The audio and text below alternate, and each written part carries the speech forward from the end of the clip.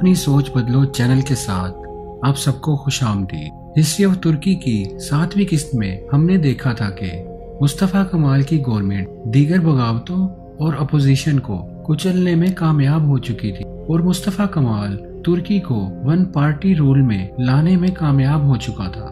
یہ وہ وقت تھا جب مصطفیٰ کمال نے سلطنت عثمانیہ کی قائم کردہ تمام اصلاحات کو خیر باد کہہ دیا تھا، اور اب سال 1926 کو تاریخ میں پہلی مرتبہ اسلام کو ہی ترکی کے سرکاری مذہب سے ختم کر دیا گیا اور اسے سیکولر ترکی سے تبدیل کر دیا گیا۔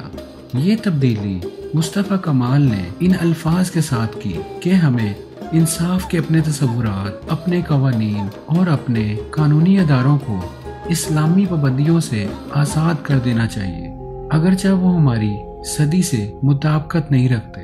بعد ازاں مصطفیٰ کمال اپنی دیگر تقاریروں میں عورتوں کی تعلیم اور حقوق کو بہت مد نظر رکھا کرتا تھا۔ وہ اور ان کے ساتھی معاشرے میں معاشرتی اصطلاحات لانا چاہتے تھے، جیسا کہ مصطفیٰ کمال کی ذاتی ڈائری میں بھی یہ لکھا ہوا تھا کہ وہ اور ان کے ساتھی خواتین کے پردے کو ختم کر کے خواتین اور مردوں کو ترکی میں یکجا کرنا چاہتے تھے، لیکن انہیں یہ سمجھ نہیں آ رہا تھا کہ وہ یہ اصلاحات کس طرح سے کرے۔ مصطفیٰ کمال نے اس سب کو خلافت عثمانیہ کی منشور کے ساتھ یوں ٹیکل کیا کہ معاشرتی تبدیلی تب آئے گی جب ہم اپنے قابل ماؤں کو زندگی کی تعلیم دیں گے، خواتین کو آزادی دیں گے۔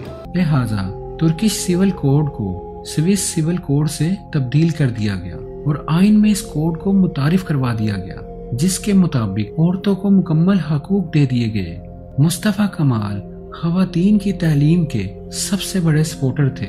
1927 کو سارے تعلیمی اداروں میں خواتین کی ایجوکیشن کا الحاق کر دیا گیا۔ عثمانی دور میں خواتین کو جنس کی بنا پر مردوں کے ساتھ تعلیم حاصل کرنے پر مکمل پابندی تھی۔ خواتین علیحدہ تعلیم حاصل کر سکتی تھی، لیکن اب وزیر تعلیم نے یہ واضح کر دیا کہ خواتین اس نئے ترکی میں مردوں کے ساتھ بھی تعلیم حاصل کر سکتی ہیں، اور جو نصاب مرد پڑھیں گے وہی خواتین بھی پڑھ سکتی ہیں۔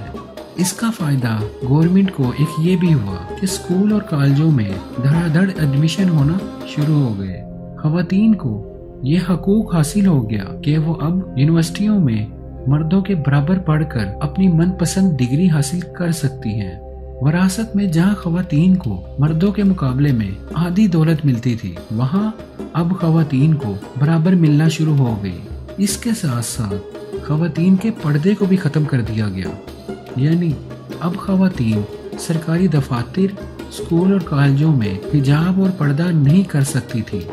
لباس کے حوالے سے ترک گورنمنٹ نے کوئی واضح پابندی نہیں لگائی تھی، لیکن یہ واضح کر دیا تھا کہ خواتین اپنی مرضی سے جیسا چاہے لباس پہن سکتی ہے، اور یوں جرمنی سے ویسٹرن سٹائل کے ملبوسات ترکی میں متعارف کروا دیے گئے، جس کی ایک جھلک آپ سکرین پر دیکھ سکتے ہیں۔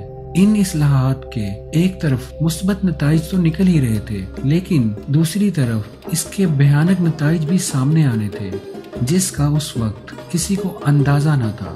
خواتین کو آزادی اور تعلیم جیسے حقوق دینے سے بہت جلد اسکول اور کالجوں میں خواتین نے پڑھانا شروع کر دیا، اور ہر شعبے میں خواتین مردوں کے ساتھ ساتھ حصہ لے رہی تھی، اور یوں دنیا کی سب سے پہلی لڑاکا پائلٹ ترکی کی ایک جاں باز لڑکی سبیہا گوکین بنی، اور سب سے پہلی ترکی میں مس ترکی فریحہ توفیق بنی۔ اور یوں مصطفیٰ کمال نے ان رول ماڈلز کا سہارا لیتے ہوئے ترکی کی خواتین میں حقوق اجاگر کرنا شروع کر دیے، اور خواتین کو ویسٹرن طرز کی سوچ کا بنانا شروع کر دیا۔ کل تک جو خواتین گھروں میں رہتی تھی اور خود کو قید میں محسوس کرتی تھی، ان کے دلوں میں مصطفیٰ کمال بستا چلا جا رہا تھا۔ اس کے بعد کیا ہوا، یہ سب کچھ آپ ہسٹری آف ترکی کی 9ویں قسط میں جان سکیں گے۔ اور اگر آپ نے اس چینل کو ابھی تک سبسکرائب نہیں کیا تو ابھی سبسکرائب کریں اور بیل آئیکن کو پریس کر کے ہماری لیٹسٹ ویڈیوز کی اپڈیٹس جانیں۔